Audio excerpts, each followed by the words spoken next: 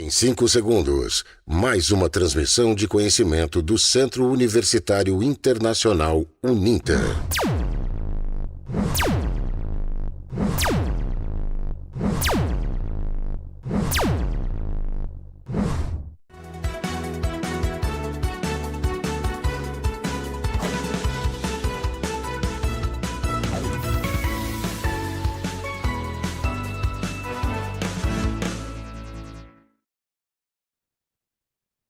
Olá, boa noite a todas e Good todos. evening, everyone. It's a great pleasure to be with you today in this event talking business about violence and policy in Canada and Brazil, cost to the community, economy, and the world. I'm Jason Dye, the Vice President of Uninter Global Hub. And in this event, we have an international collaboration between the University of Regina in Canada and 3 different departments at Uninter, the Graduate School of Public, Political, Legal, and Security Management, and also the Global Hub and the Language School at Uninter. We're going to have an interactive and racial impact of violence in society, and our guests are going to share with you the restorative justice, public safety, and specific experiences of Indigenous and marginalized communities. So we will discuss the economic and social prices of violence in this election year, and every time of the year, public safety is very, very important, but in a specific time, we need to promote safe environment. So before we start our conversation, I'd like to explain a little bit about the format of this event and remind you of some details. We're going to start with a one-on-one conversation, me with Professor Nick in English, then my partner in moderation, Professor André Frota, is going to talk to Professor Karina da Costa Santos. And in our final block, both guests are going to talk about the integration of Indigenous knowledge in the academic research in public policy research. Now you're going to get some, you're going to get some questions from the audience and some answer from our guests. So at any time, you can write your questions using the YouTube chat.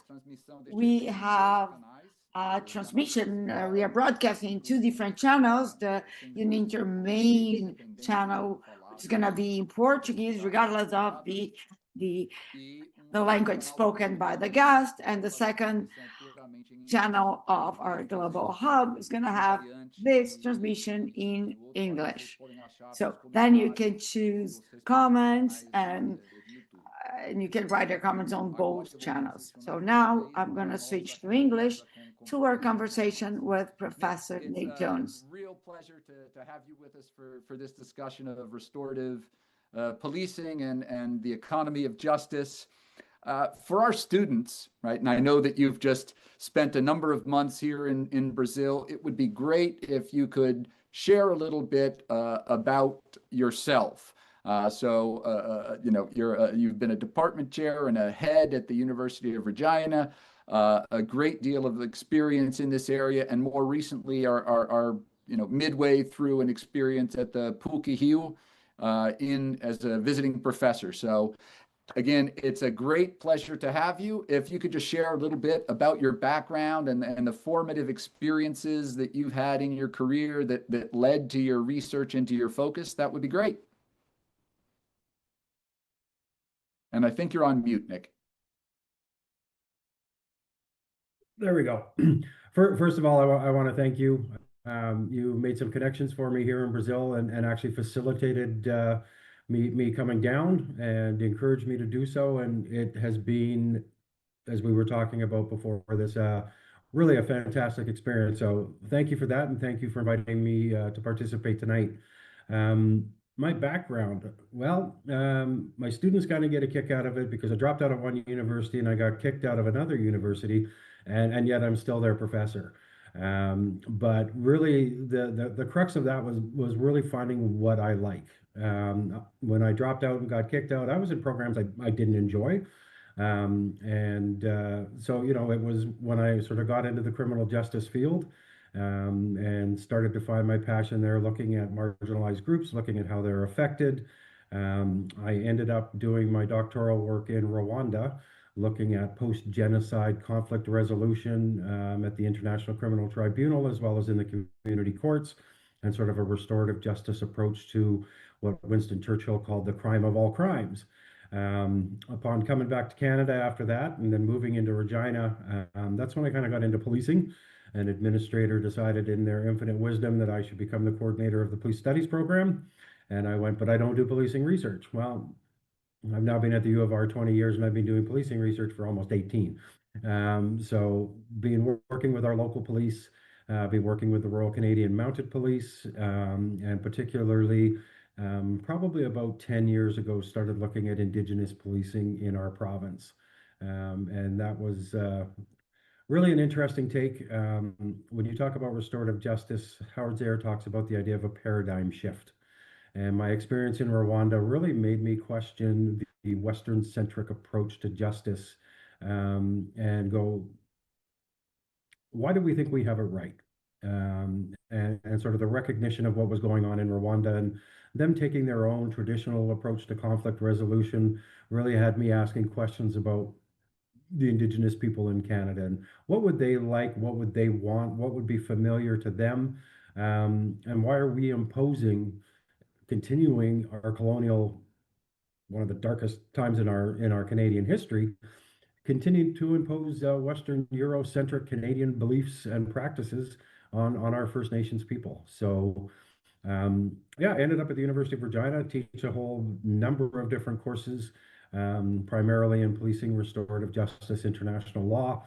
And that's what I'm teaching here at Pukahio, is my international law class that I teach in Canada that focuses on genocide, war crimes, and crimes against humanity. So brought me for a full circle. I was just telling you before we started that I had a great time. I spent a month down in Mato Grosso do Sul, in Campo Grande, Dourados, Ponta Pura, Aquidauana, doing workshops on restorative policing to military police, civil police, people working on the border, and including some people from Bolivia as well as Paraguay. So that's kind of it in a nutshell. Thanks so much. So I'm curious, just in terms of your, the research you've done on Canadian policing, what are the most significant hidden costs that communities bear when traditional policing fails and doesn't address the root causes of violence? It's really a broad spectrum of them. I think one of the things, and I want to sort of highlight it because I was the executive director of the Canadian Institute for Public Research, Public Safety Research and Treatment. One of the hidden costs that I don't think a lot of people are aware of is the mental toll it takes on police officers.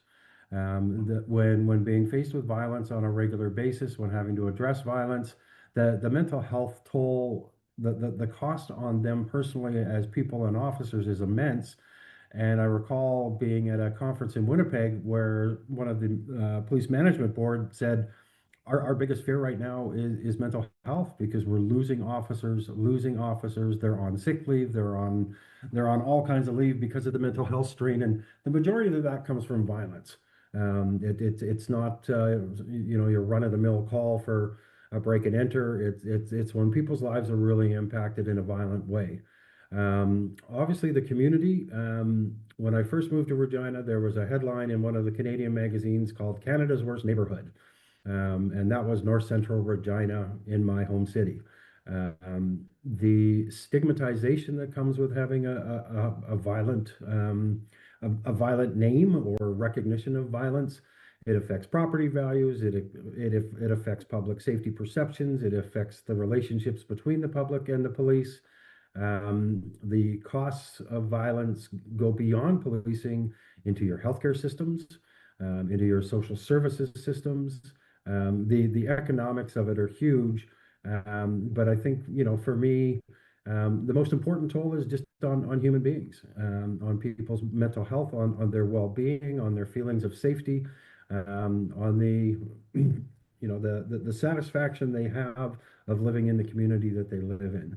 And violence often divides communities and, really splits them into a very difficult circumstance where social capital or the bonds between people in a community really start to come unraveled. Now, in fairness, the opposite can happen, and they could rally around something that happens that's violent.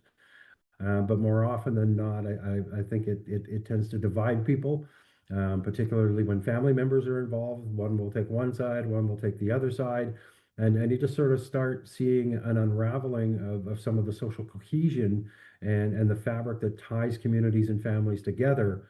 And the toll of that is probably the most devastating.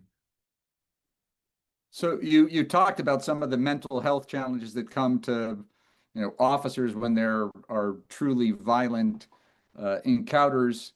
There's also a huge trust gap between Indigenous communities that suffer from really problematic policing. So what are your thoughts on addressing the trust gap that exists between the policing that can be violent and difficult to be on that side, and then the communities which suffer greatly as well? How do you address that? Well, I think one of the things, and I mean, it was, I'll give the former superintendent of the Royal Canadian Mounted Police in Saskatchewan his due credit is that he asked the same thing. He met with me at the University of Regina. We had a coffee, and he's just like, man, Nick, we're just not getting it right. And he said, I don't know what to do. Like, we have a model, we keep using it. And I said, well, Bob, there's your problem. Have you actually asked them what they want?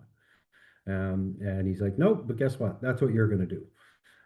So I ended up on the RCMP plane, flying with some prisoner transport to the farthest north parts of the province, as well as around, and looking at, what kind of policing would our Indigenous people like? What would they respond to? What would they respect?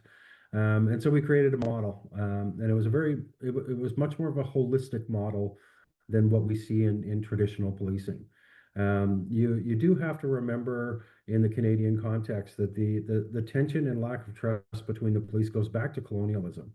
It goes back to the residential school system. It goes back to the 60s scoop, where the police were mandated to enforce laws that were completely racist and 100% intended to, as Duncan Campbell Scott said, get rid of the Indian in the Indian. And they removed children from their families and put them in residential schools. And if they ran away, then they were taken back by police. And so, I mean, that the damage of the relationship there has been for 150 years.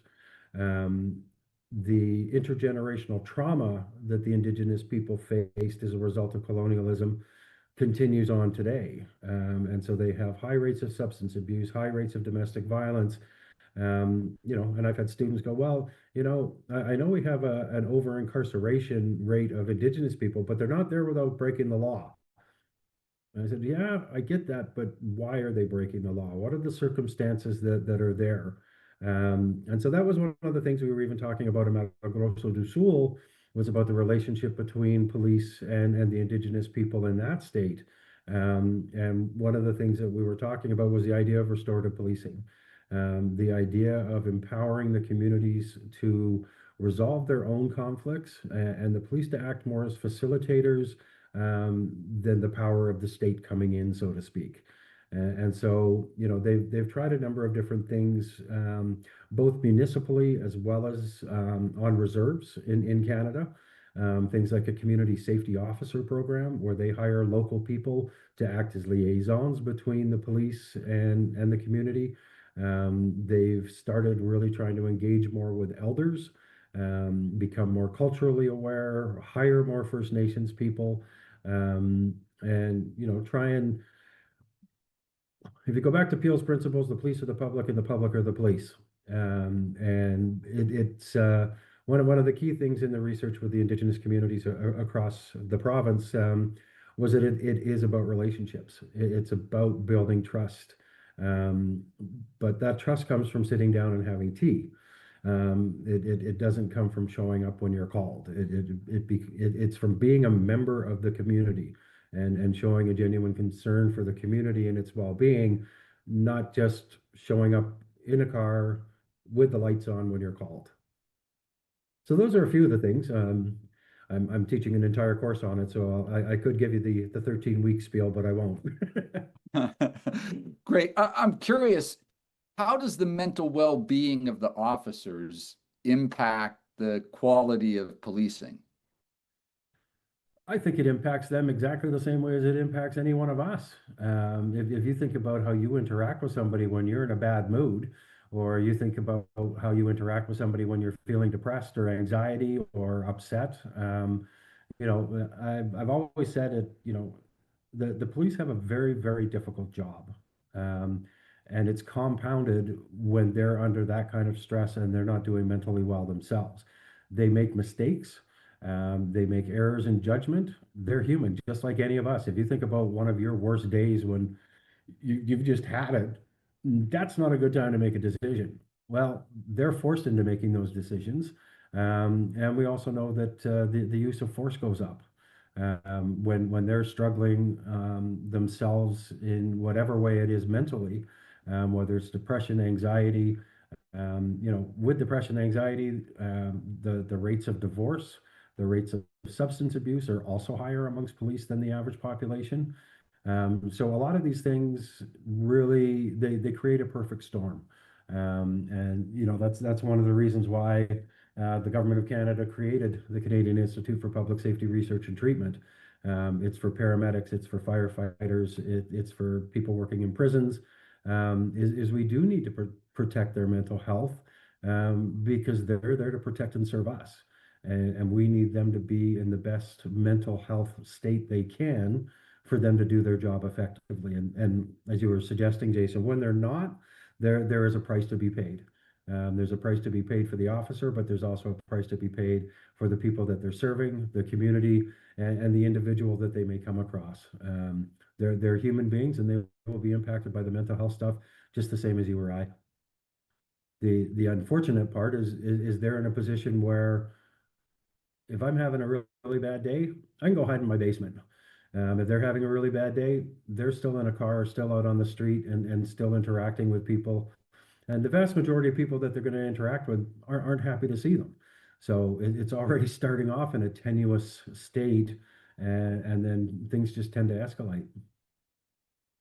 Yeah, so I wanted to ask you one more question, which I think is, at least to me, somehow related with that tenuous state and the challenge before I hand over the mic to Professor Andre Frota to speak with Karina.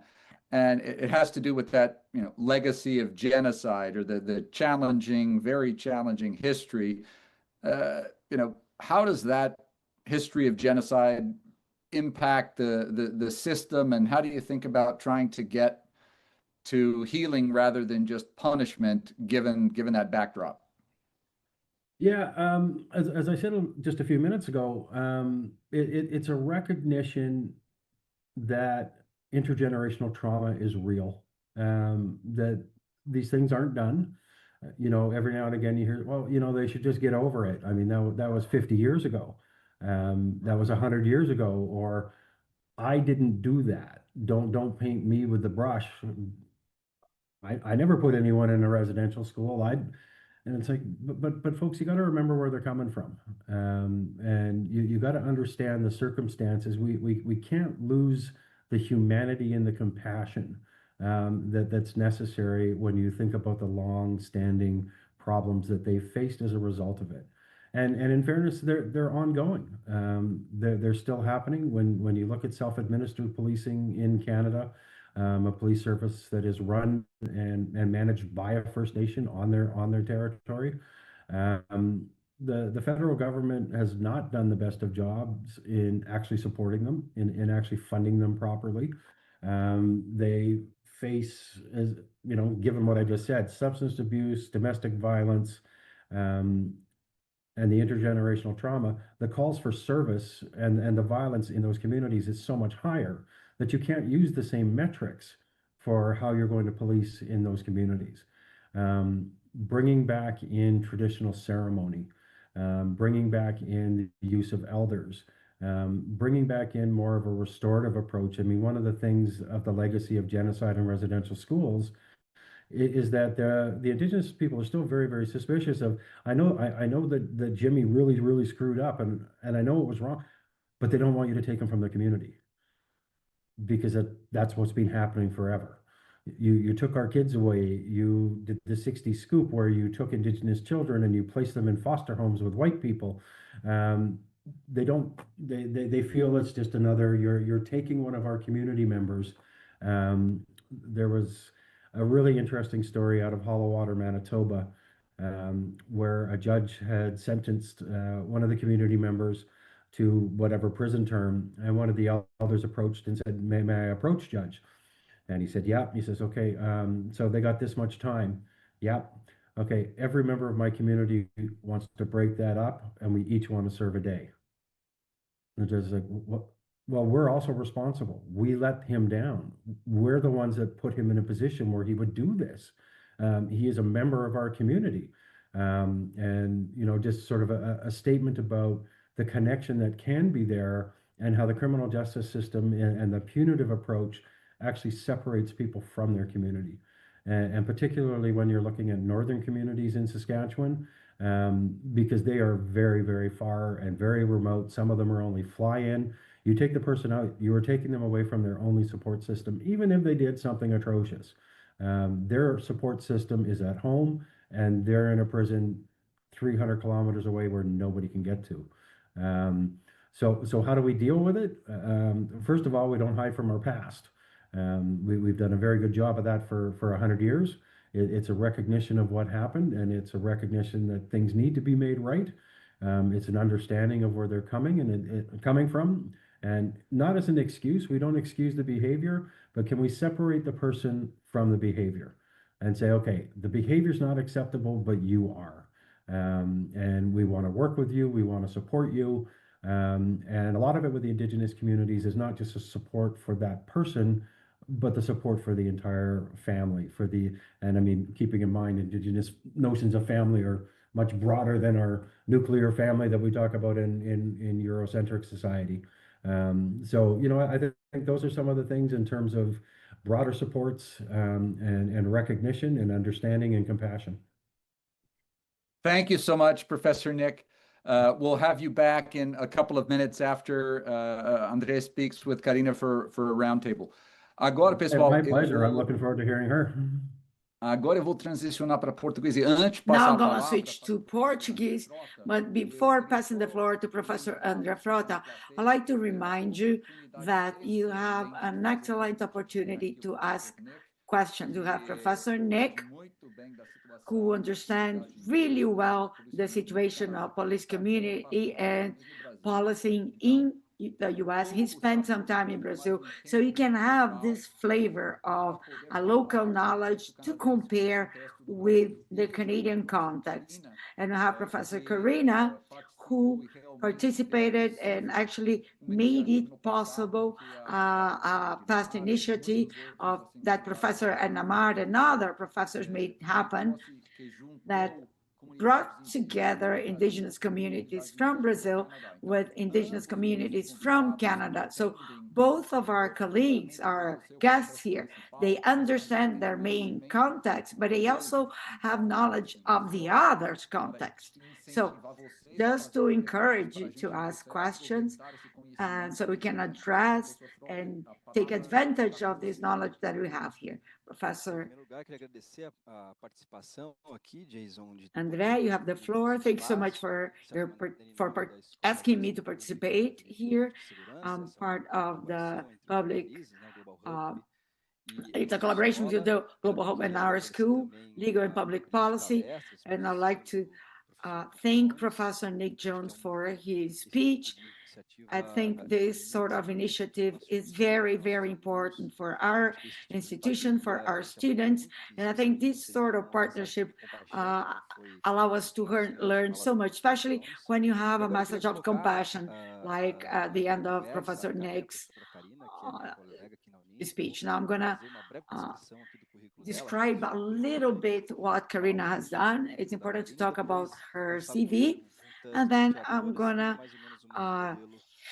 ask her some questions, just like we did Professor Nick. She is studying her PhD and she has a master in language studies at the Fronteira Sul University. She studied Portuguese language. She has a degree in languages in the state of the Amazon region.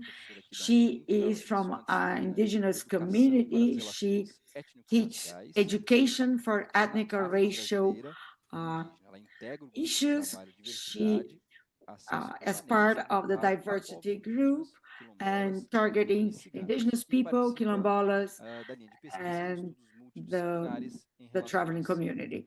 And she works with as a multidisciplinary group.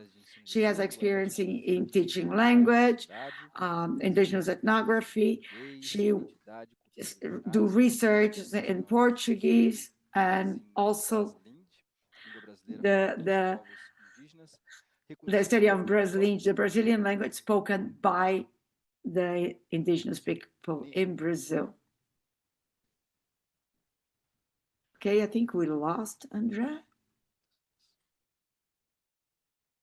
André, you there? I think we have a problem with connection. Professor Frota, are you back? Yes. Jason, you was a shortcut, but now I'm going to start with the questions. Well, I'm really glad to be here today, this evening. It's a brilliant knowledge. It's a very special topic in terms of safety and violence. So I think this evening is a learning evening, so we can think about this topic and reflect about that.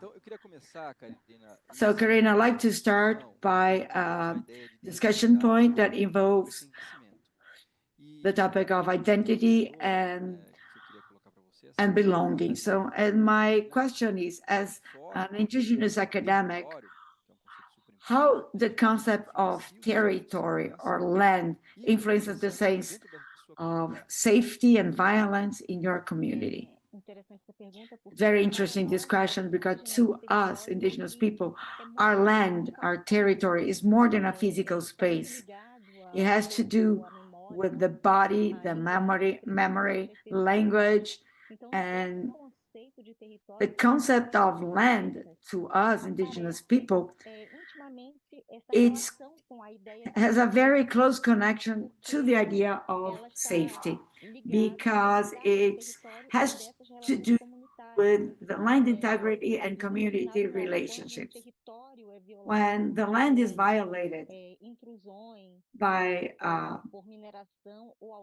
miners or land pickers, we understand that the violence happens not only from a material issue, but not as a material problem, but also it goes beyond. For the indigenous people, when the main issue, the root cause, is not faced, and with the absence of the state or its presence, can also lead to unsafety or insecurity. The community security, in terms of the indigenous communities, will follow the logic of getting life relationships. I mean, because the land is part of our life. It's not only something physical, as I said before. So it's all related, and it's related to safety and security as well. Excellent, Professor Karina. And the idea of identity and belonging is very important. We debate that not only in our language department, but it's a structural issue in most of the discussions that we have in human science or other science or in our life, in our daily life, especially in indigenous communities and the rest of Brazilian population. Now, let's go to a second block of questions. And this second part tries to explore the structural racism. This is a term that's been used very frequently. It's a concept, it's a reality that we have to deal often, and it's not very well understood by many people. A good part of the population just don't understand what it is. So my question is, how institutional racism in the academy and in the legal system acts as a symbolic violence against indigenous people? As you said, Professor, the structural racism is not well understood by society. When we are talking about structural racism, we are talking about a system that ends up organizing inequalities. That's how we understand institutional racism. And this institutional or structural racism is not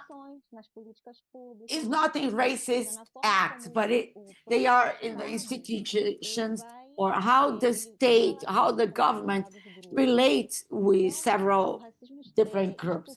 So the institutional racism, they don't hurt only us, indigenous people, but we have many examples where it silences us and trying to erase us and remove our authority.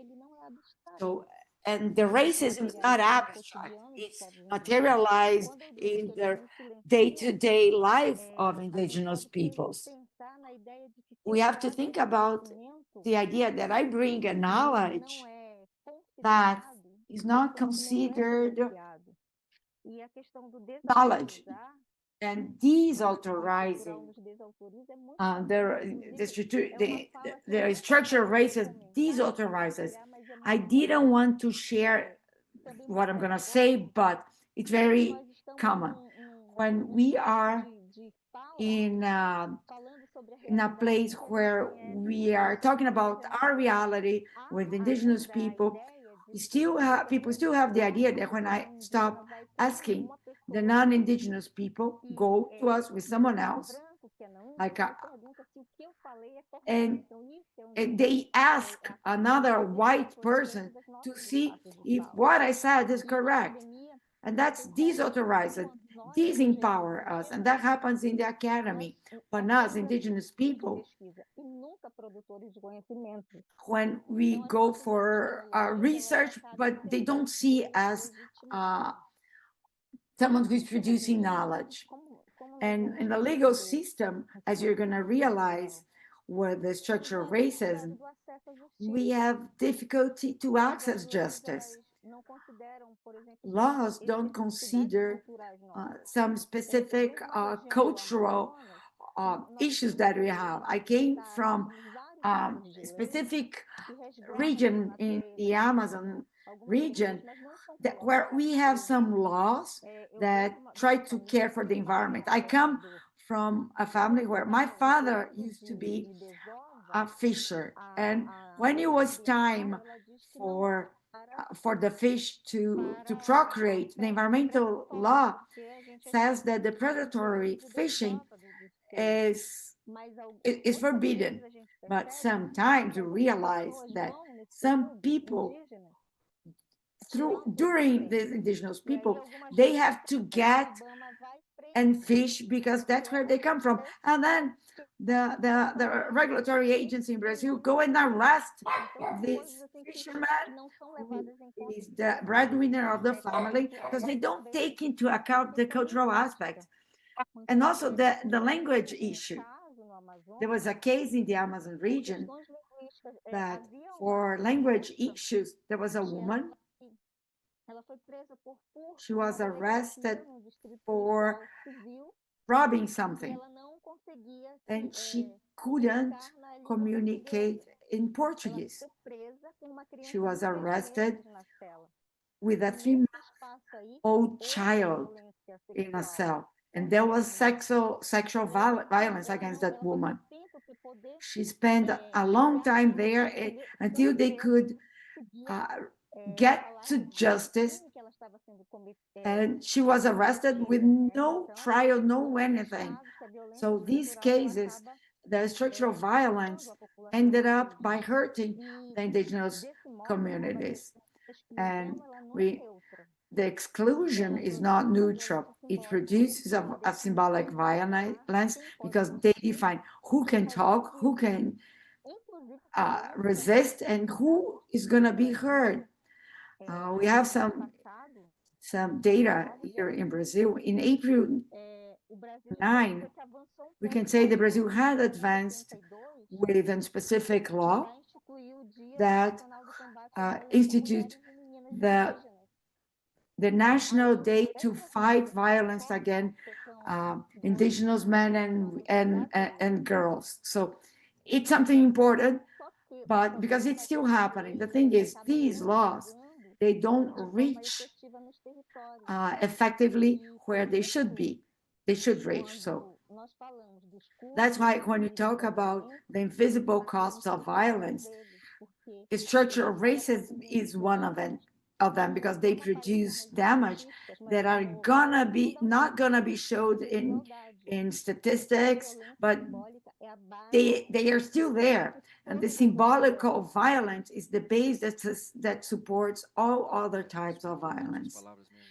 What you said is very, very important, Karina, and it's very interesting to learn from you explaining about this topic. We've talked about identity and belongings and structural racism now. Now I'm going to go to the third block from my questions, and I'm going to ask you about perspectives and educational empowering. How can we solve, or what are the ways that you can find that can help reducing or mitigating what you are experiencing today? So my question is, you've mentioned that writing is the new arrow. So how education can mitigate the cycle of violence and allow marginalized groups to have voice and belonging? Thank you for the question, Professor André. Actually, this sentence is it demarcates, it marks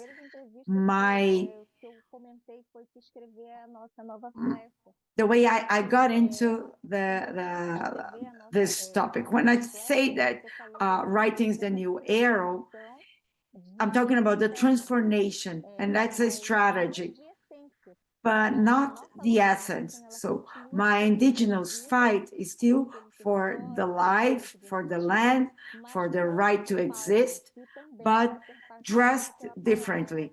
And now we are going to use the word writing, education, and having this space, that education, it becomes very important to break or to stop this cycle of violence. And before, it was really far away. We, as indigenous people, we were left aside. We were far away from the so-called Brazilian society. We were left aside in the context of building the Brazilian society. So education, where there's no education, we create inequalities, racism, exclusion, and this cycle, the exclusion cycle, ends up by being reproduced from generation to generation. And education works as a way to strengthen the autonomy, expanding our access and allowing us possibilities of new perspectives in the future. So following this idea, that's why I say that writing is the new era, because us, indigenous people, we have to talk for ourselves. And historically, we realize that indigenous people, indigenous communities were talked by someone else, and we were never heard. And education changes this scenario, and it expands the fact that we are critical subjects of this society. And when the indigenous people write, following this current reality, not only it resists against its history, but it gets into the narrative of discussion, of debate, and the fight for visibility. So it's crucial, education is crucial to fight the way indigenous people has experienced their whole history of being part of the Brazilian society. So education is always seen as belonging for the indigenous community. So education is not only the school per se, but dialogue with different cultures, with our language, with our territory, with our land. And that happens when we are included. So education strengthens this belonging, self-esteem, cultural continuity. So it's not only a symbol when we say that writing is the new era. It's a metaphor way to say that our identity ends up by growing larger when we go into this field of writing and education with protagonism, reaching spaces that before we couldn't reach, or that wasn't allowed us.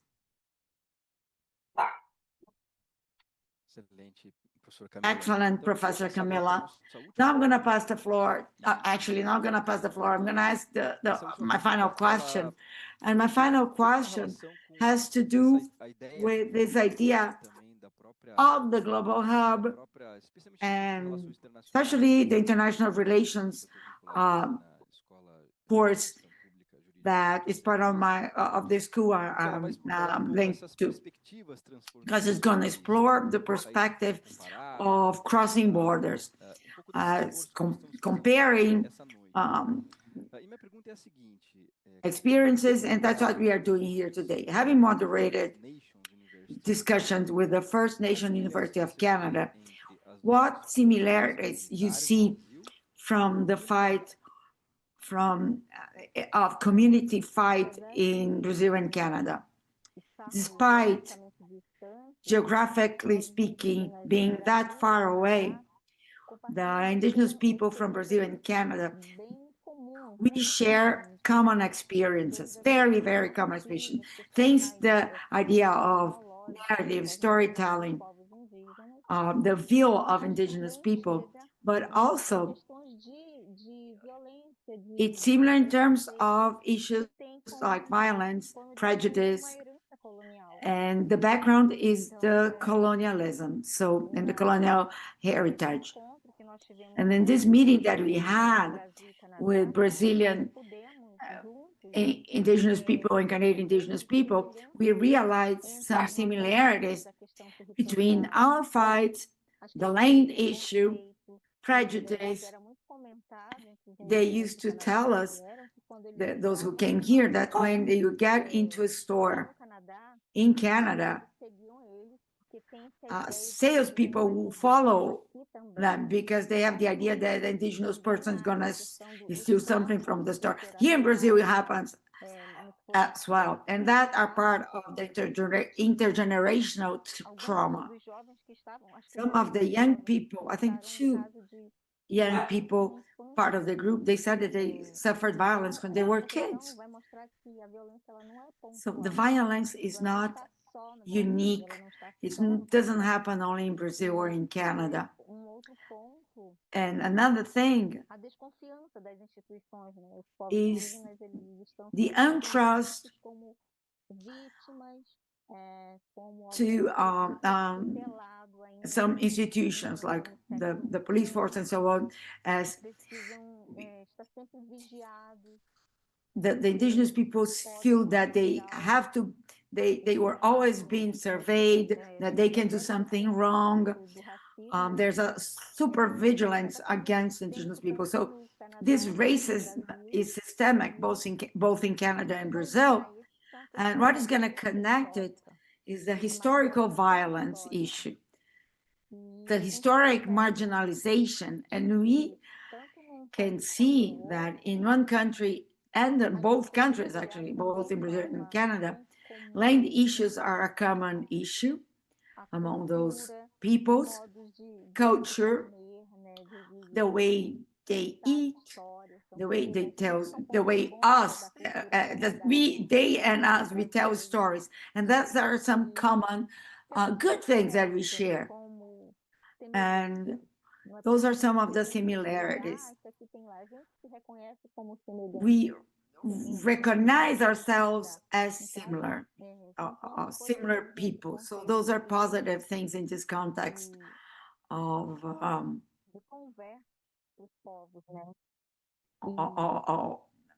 the relationship of peoples. And another information that we received at that meeting was that something that connects us a lot is education, the search for education, the search for the political emancipation through education. Without that, Canadian Indigenous are a lot ahead of time than us in terms of access to universities. A few days ago, the Senate approved the creation of the Indigenous University in Brazil.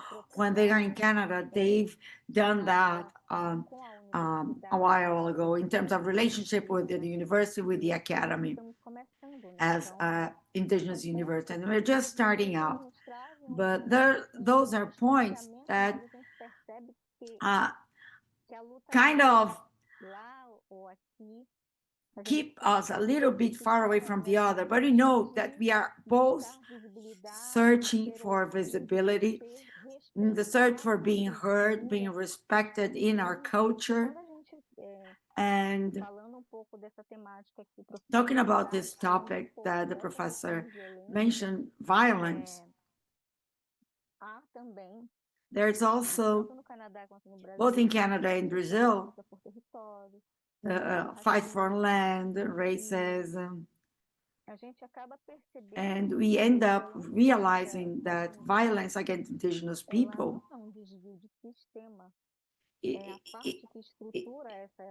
it's the structural part of this, the story that is trying to become real, our story. So that's how you can get deeper in this justice model that is presented to us. And I think that Indigenous peoples from both Canada and Brazil and all over the world, the originary people, the First Nations, have a lot to teach in terms of new world visions, how we can restore relationships, build healthy lands, safe lands for every life, because transformation and transforming security and safety in the Indigenous land is a sort of transformation that doesn't depend on one single person, it depends on the whole community.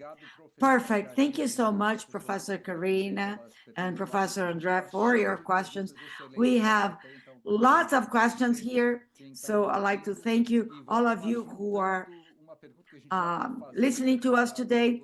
And I'm going to ask a question that was asked me for both guests. It comes from Isaias Santos, and I'm going to start reading his question from Isaias to Professor Nick, so he can think about that. He can answer first, and then Karina go after. Isaiah is asking, is there any sort of public policy targeting Indigenous people in Canada?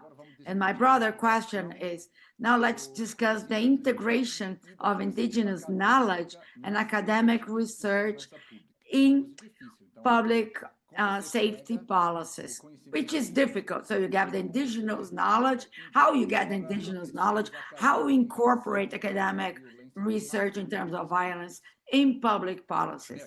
You're up Nick. first, please. And that question from Isaias about if there are any public policies in Canada with respect to the Indigenous communities and this topic. Well, unfortunately, it started off very bad with the Indian Act, which was really the colonial assimilation process, and that's where everything went downhill.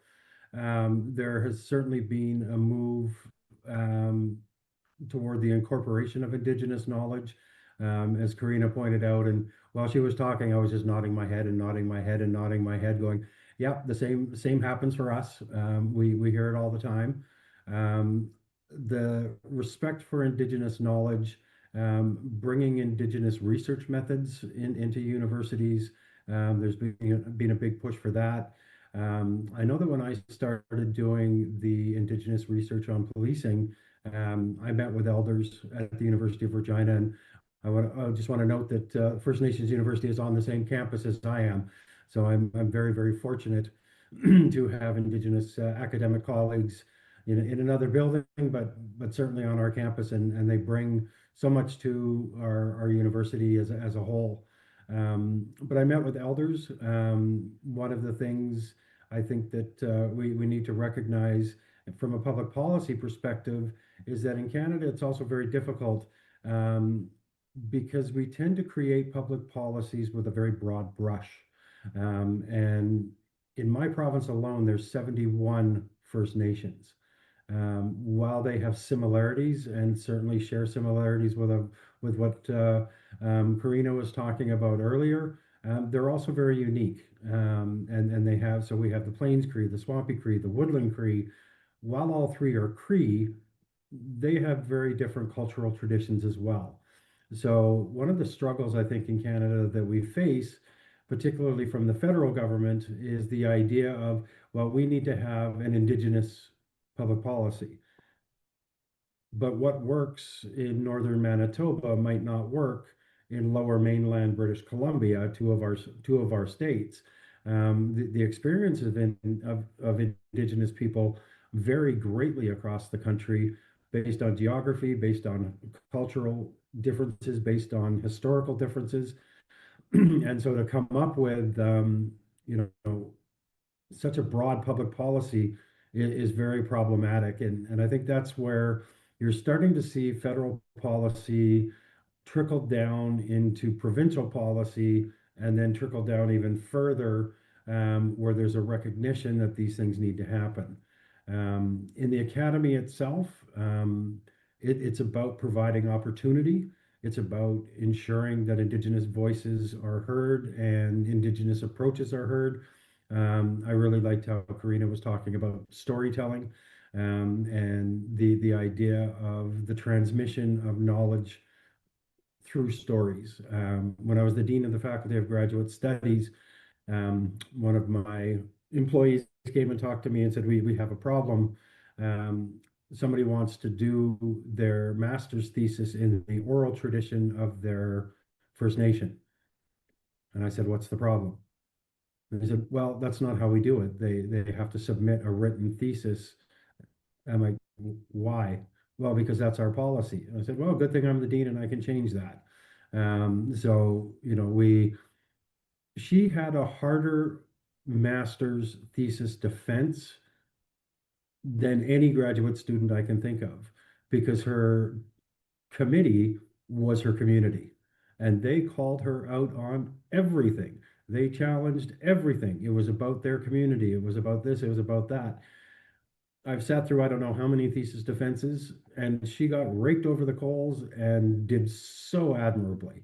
And it was a very awkward moment at the university as I undid policy around what a thesis is appropriate. And they said, well, you're setting a dangerous precedent. And I said, well, I guess I'm setting a precedent that if another 72-year-old Indigenous elder wants to do it this way, we'll have to let them. Doesn't mean we're going to let everybody do it. And we can treat people differently and still be fair and recognize cultural differences. In terms of policing, the self-administered police services has been a step in the right direction. As Karina was talking about, in the Amazon area, where they have their own laws and they have their own approaches, so do our First Nations. They have what they would even just refer to as a banned bylaw. Under the RCMP Act, the police, the Royal Canadian Mounted Police, aren't actually empowered to enforce banned bylaws. They enforce federal law and provincial law. And so that's a source of tension. So a public policy to create, it was called the First Nations Policing Program, and it's now just underway on a new front, is looking at some of the self-administered services and how they can support them better and recognize the cultural traditions of each, while still having a framework that would apply broadly across the country. Perfeito, obrigado. Então, Karina, eu vou passar a palavra para você em Thank you relação so a much, Karina. I'm going to pass the floor to you about public policies and the indigenous knowledge. But I'd like to add the question from a student.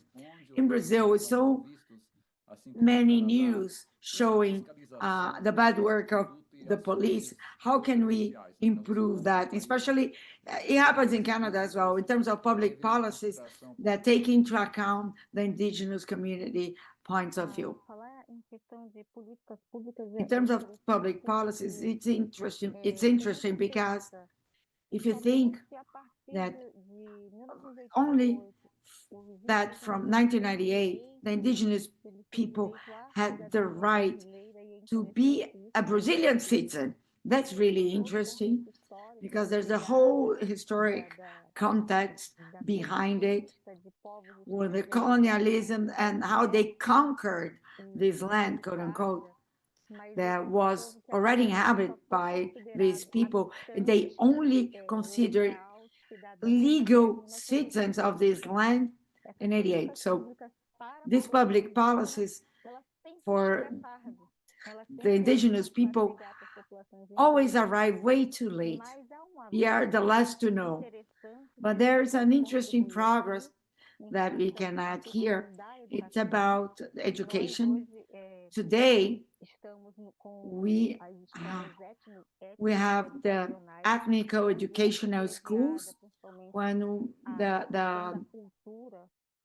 the culture knowledge is prioritized, because for a while education was dressed up as indigenous education, but it wasn't. Now we have public policies to have this happen, especially in terms of maintenance of the indigenous language, which is an identity aspect that's very important for the indigenous communities. Another has to do with health. We have some reference space in how health and education can follow these policies, but they are mainly generalized in the macro view. But in health, for example, there's still the idea that I'm indigenous people, I can only be served in an ER where receive indigenous people. When I go to any emergency room, they're going to say, okay, now you have to go to the indigenous ER, as if the national public health system in Brazil is different from the indigenous system, and it shouldn't be. We should be integrated. So we still have this controversy. Another situation in public policies are related to the progress of the number of indigenous people in universities. That's something that will also clash with another different law where some people go against this law because they say that you leave aside the indigenous community fight. Why you don't have many indigenous professors as they need in universities? We only had the right to education in 1988. So what we realized that public policies for the indigenous communities, they don't happen in an accelerated way or in a way that actually integrates, that are effective. Because us, as Brazilians, as part of the Brazilian people,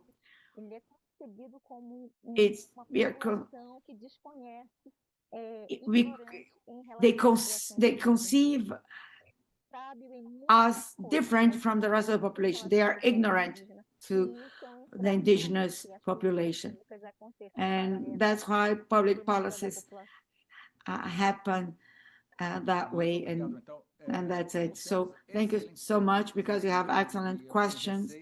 And I'm afraid that I'm gonna stop the conversation. We're gonna extend for 10 minutes this webinar. I'm gonna ask the question in English because I have many questions to Professor Nick, but Professor Karina, in the context of Brazil, it would be interesting if you could answer the same questions. So, Nick, we have Jemerson, who is interested in knowing from you, what are the main challenges facing public security in Canada currently, and what are the main action items that can be taken to combat them? And I'll also just add another question that came in: what type of violence is most prevalent in Canada? And finally, a question if new technologies can be helpful in preventing police violence. So if you could sort of address those as a group, that would be great. I'll do my best. In the context of our Indigenous communities, I think that the most pressing issue of violence and crime is around domestic violence. I think that that's probably, certainly talking to the people I know with the Royal Canadian Mounted Police, and we do have a lot of Indigenous people living within the city that I live in and the other cities in the province. And domestic violence is probably the biggest one. Domestic violence, sexual violence, and then depending on where you are, you will certainly see a fair bit of gun violence amongst some of the Indigenous gangs. The technology part, that one's always kind of difficult, because I think that generally speaking, society tends to move quicker with technology than police. I think that police are often playing catch up.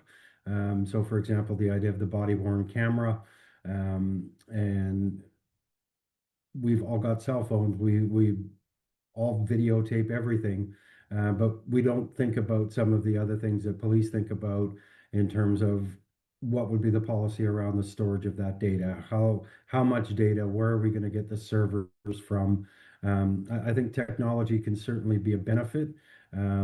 People that I know with the Regina Police Service use technology on a regular basis, in terms of investigative techniques, in terms of just public safety in general. There was a project around back alley lighting, just putting up lights in our back alleys, making it brighter, making it harder for people to engage in crime without being observed. So crime prevention through environmental design. In that case, just using the technology of motion censored lights so that when someone's walking down there, the light comes on. Sorry, Jason, I can't remember some of the other ones.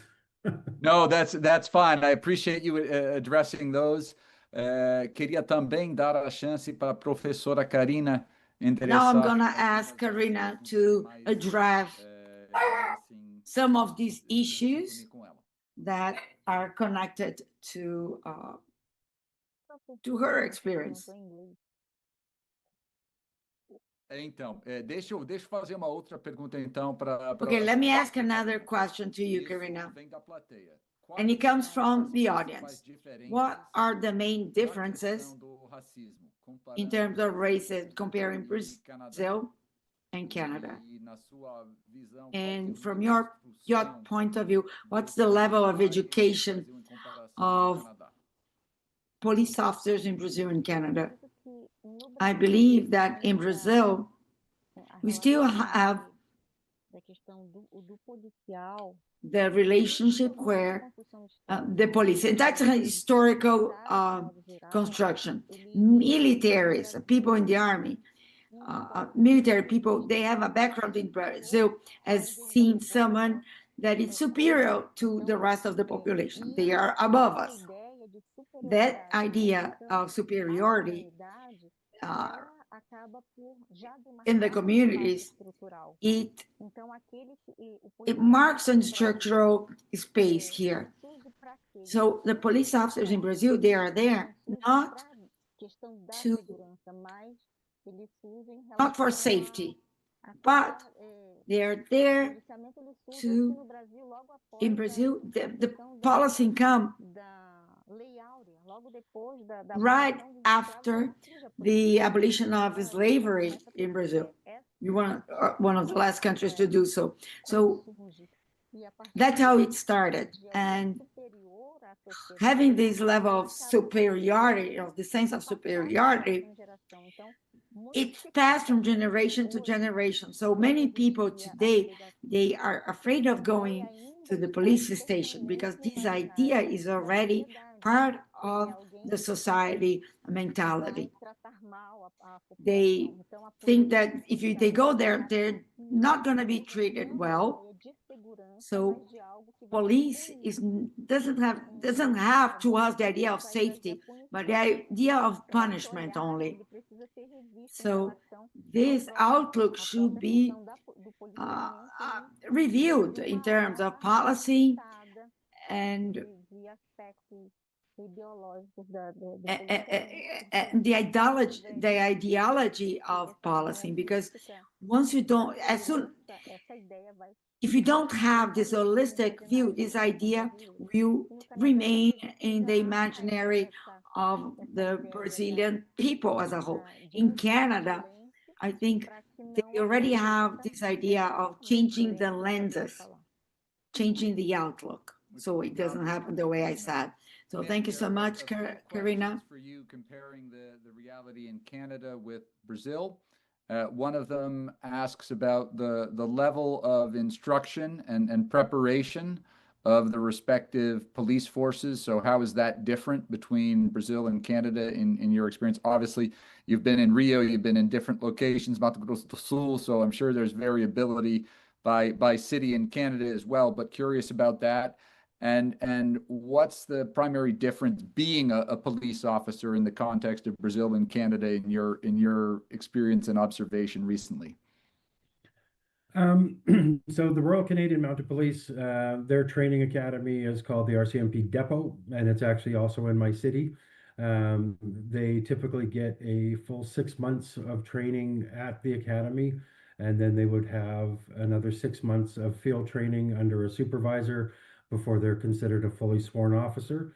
In the province of Saskatchewan, and again, Jason, you're right, it'll vary from province to province, and even to some degree municipality, but Saskatchewan's a fairly small province. So we have one police college. They just increased their training to 6 months plus a couple of weeks. And that's from everything from defensive tactics to restorative justice to criminal law,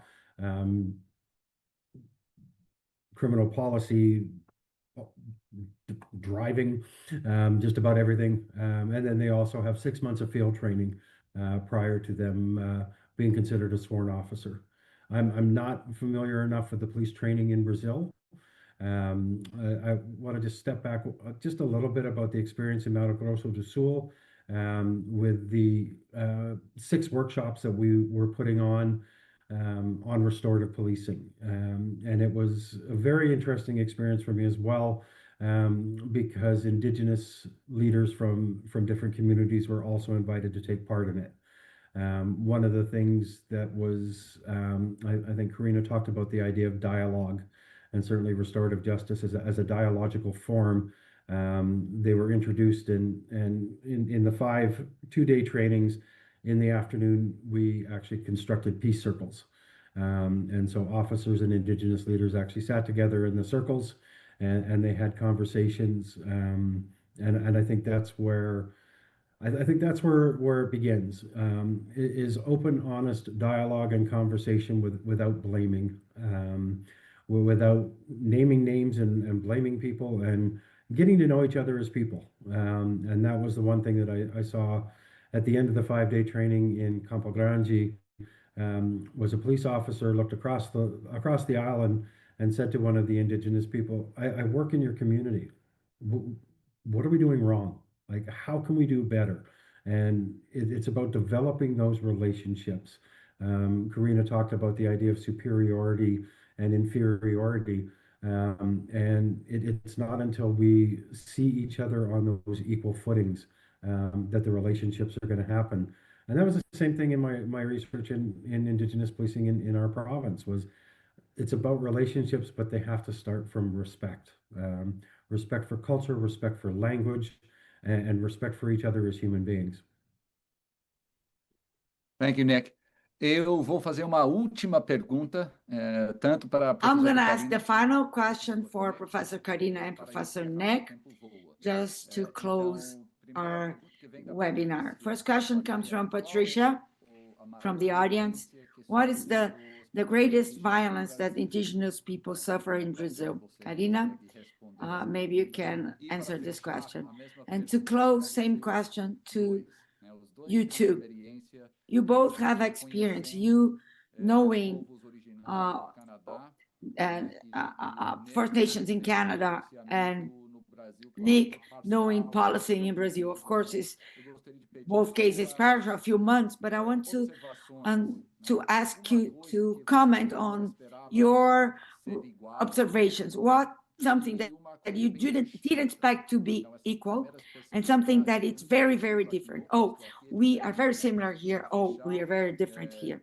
Just to close, and Karina, first, you could address this question from Patricia about violence.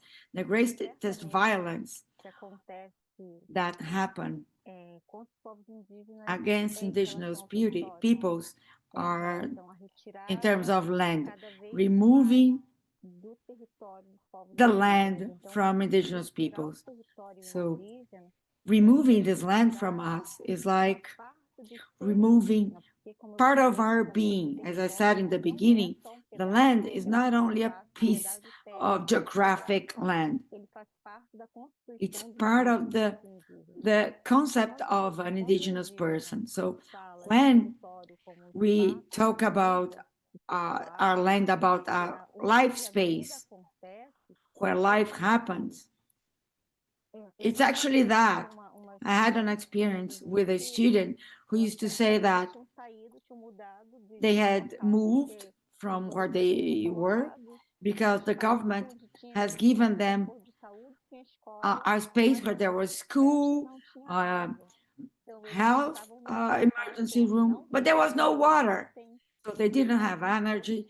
They didn't have, they are now in a place with no energy, with no school, but they have what allow them to live. They are close to water. So that's the greatest violence that we can suffer. And about the First Nations, what I thought that was different and it isn't, is the cosmovisions. It's very similar. We can say the narrative, the storytelling that happened here, similar to about the Canadian narratives, especially in terms of creation. And something else that I found that we are very different, actually not something else, something that we found very different. Let me think. We imagine that First Nations are at the same color, and that's not true. Depending on the geographic space where they are, we have different colors.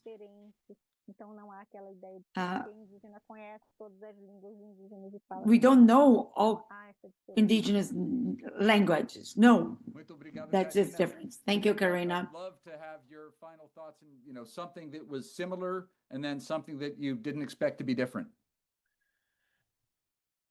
I think Karina talked a lot about it in terms of the similarities of structural violence and the ongoing struggles of having their voices heard and having their voices and their perspectives respected.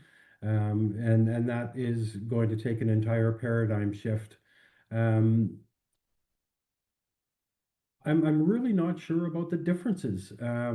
I've really agreed with, as I said, I was nodding my head as Karina was talking, going, yep, the same, yep, the same, yep, the same.